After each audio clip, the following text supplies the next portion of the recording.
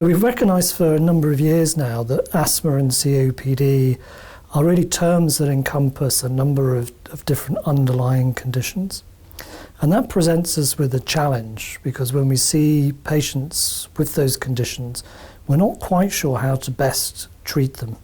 So actually understanding how all of these different components of the disease represent themselves in an individual patient, and understanding that means we can then make better decisions in terms of their treatment.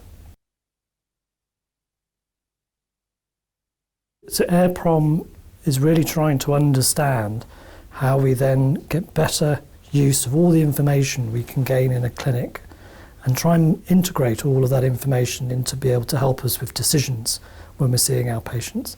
And it's also there to try and help with decisions in development of clinical trials. So how can we go much further and actually be able to say for an individual patient, what is the right treatment choice for you? What's going to happen when you have that therapy? And I think that's something that stakeholders are clearly going to be interested in from policymakers, but perhaps far more important is actually that's what patients need. So the AirPROM project is really at a stage where it's using a number of approaches which are going to initially be most informative in a clinical trial setting, and this is because of the complexity of the analysis.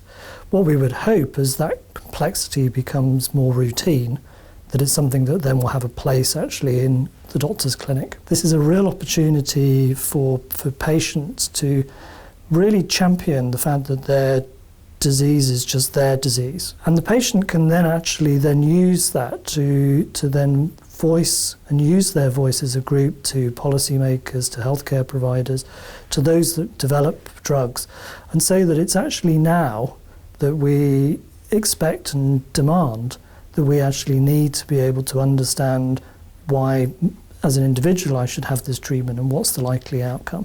And I think actually giving that voice and that power back to the patients by actually providing them with the information is going to be really the great legacy.